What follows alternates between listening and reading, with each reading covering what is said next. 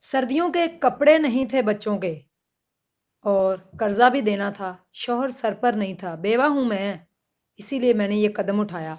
और ये कदम मैंने जब उठाया तो मुझे जान की भी परवाह नहीं थी, क्योंकि मैं अपने बच्चों को भूखा मरते हुए और उनकी फीसें और जो कर्जों वाले आते थे, जिन दुकानों से ग्रोसरी की थी, जिन दुकानों से दूध लिया हुआ था, जिनसे पैसे लिए हुए थे, जब वो घर पे आते थे तो मैंने अपनी जान की परवाह ना करते हुए ये काम किया। एक घर में काम करने वाली औरत, जिनको अक्सर लोग मासियाँ कहते हैं, उसने कितना बड़ा इंतहाई कदम उठा लिया है। जो भी इस वीडियो को देखेगा, ये सुनेगा, एक दफ़ा वो थोड़ी-सी अपने अंदर अगर इंसानियत है, तो वो ज़रूर इर्द-गिर्द नज़र दौड़ाएगा कि आज हम कहाँ खड़े हुए हैं। इस वीडियो को इसके साथ जुड़े रहिएगा।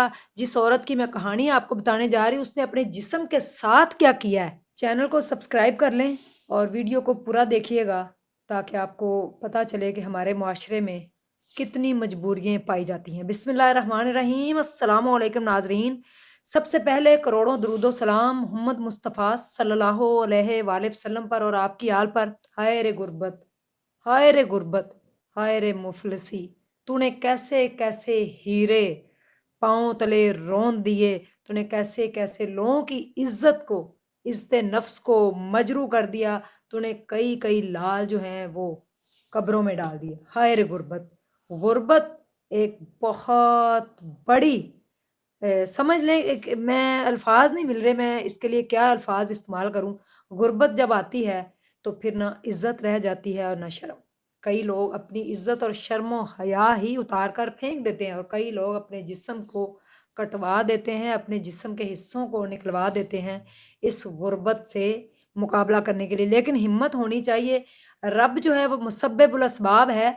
उसके आगे अर्जी, उसके आगे रिक्वेस्ट, आजिज़ाना दरख्वास्त, उसका दरवाज़ा खटखटाना चाहिए, उसके दरबार में हाज़िर होना चाहिए, उसके दरबार में जाना चाहिए और उससे माँगना चाहिए। जूते का एक तस्मा भी टूट जाए तो वो आपको आज़माता है, गुर्बत देकर वो आपको आज़माता है, माल देकर वो आपको हर लम्हे आज़माता है। आज़माइश तो सर पे खड़ी है। इससे हिम्मत हार कर अगर हम, जो अल्लाह ने इतना खूबसूरत हमें जिस्म दिया है, उसके साथ छेड़छाड़ करेंगे तो फिर अल्लाह हमसे नाराज़ हो जाएगा। अल्लाह से माँगे, आप सल्लल्लाहु अलैहि वसल्लम का अगर कलमा पढ़ा है तो ये वादा है कि आप भूखे नहीं सोएँगे। हमारा ये ईमान है, लेकिन फिर भी गुर्बत इस कदर परेशान कर देती है कि लोग फैसला लेने पे मजबूर हो जाते हैं। ऐसा ही किया है एक माँ ने, और इसकी ममता जो है वो अंदर से जब जागी तो उसने अपने बच्चों के तन पे जब सर्दियों के कपड़े नहीं देखे तो क्या अपने साथ कर दिए। काम करने वाली, लोगों के घरों में काम करती है औरत, जिसका शौहर का साया उसके सर से छिन गया, वो बेवा हो गई और दर बदर के धक्के खाने लगी। क्योंकि वालिद जो चीज़ें, जो वालिद लाड औलाद के पूरे कर सकता है, माँ भी वो करती है, लेकिन माँ उस तरीके से नहीं कर सकती। इस बहन को, इस माँ को सैल्यूट है, और काश कि मैं इस माँ से मिल पाऊँ। और मैं तो अपने इर्द-गिर्द देखती रहती हूँ कि मेरे हमसायों में, मेरे इर्द-गिर्द खुदा ना ख़ास्ता किसी के ऊपर कोई ऐसा वक़्त आए तो मैं पकड़े जाऊँ, मैं अल्लाह की आज़माइश में आ जाऊँ। रब मुझे भी पूछेगा कि आप कहाँ थे? अगर आप किसी, सबसे बड़ा दर्जा जो है वो खिदमत इंसानियत का है कि आप अल्लाह के बंदों की खिदमत करें। आप सल्लल्लाहु अलैहि वसल्लम की एक हदीस है कि आप सल्लल्लाहु अलैहि वसल्लम ने कहा था, मैं गलत हूँ या मुझे सही इल्म ना हो तो माफ़ कर दीजिएगा, कि मस्जिद नबवी में 1 महीना जो मैं एतकाफ़ करूँ, उससे बेहतर है कि मैं किसी गरीब के साथ जाकर उसकी खिदमत करूँ और उसका जो काम है उसको मैं सँवार दूँ, उसकी खिदमत करूँ। तो सबसे बड़ा दर्जा है इंसानियत की खिदमत का, अल्लाह के बंदों की खिदमत का।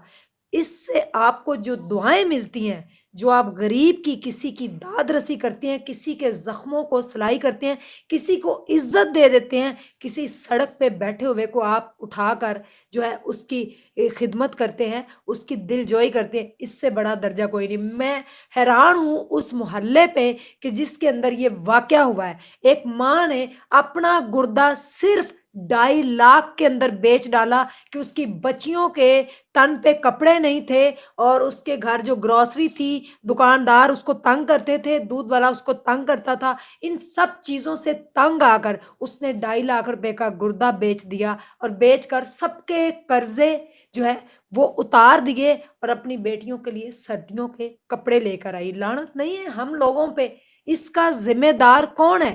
یہ سوسائٹی، ہم یا ریاست؟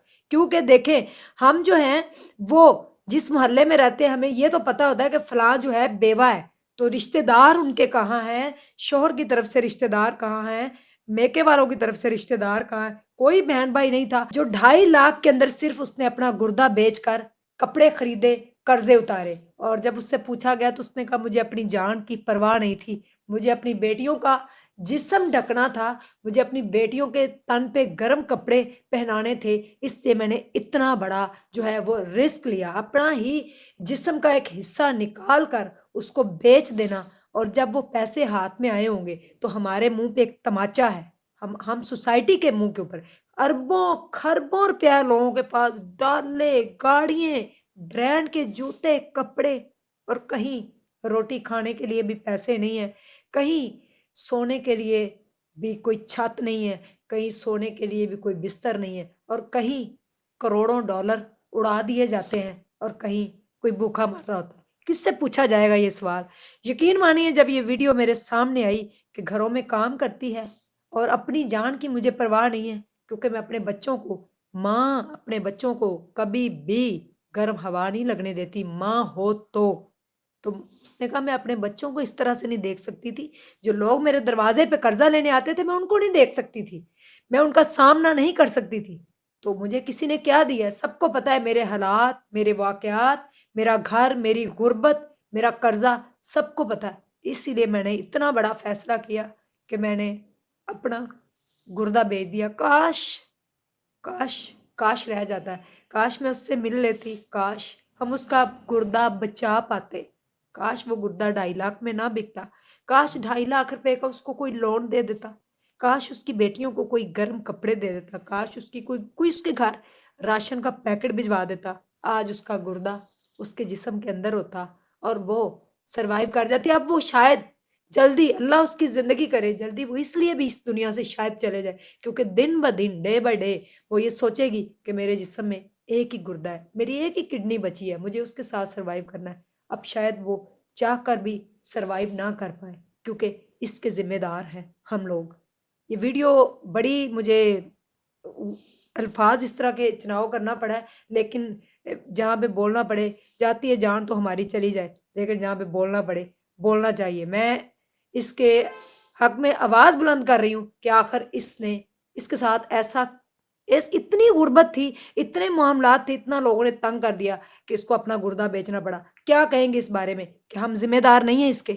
جس محلے میں رہتی ہے وہ محلہ ذمہ دار نہیں ہے، لوگ ذمہ دار نہیں ہیں۔ اپنے ارد گرد ضرور نظر دوڑایا کریں تاکہ آپ کو پتہ چلے کہ کتنے لوگ ہیں جن کے گھر رات کو بھوکے سو جاتے ہیں، کھانے کو روٹی نہیں ہوتی۔ جزاک اللہ خیر، السلام علیکم، اللہ حافظ۔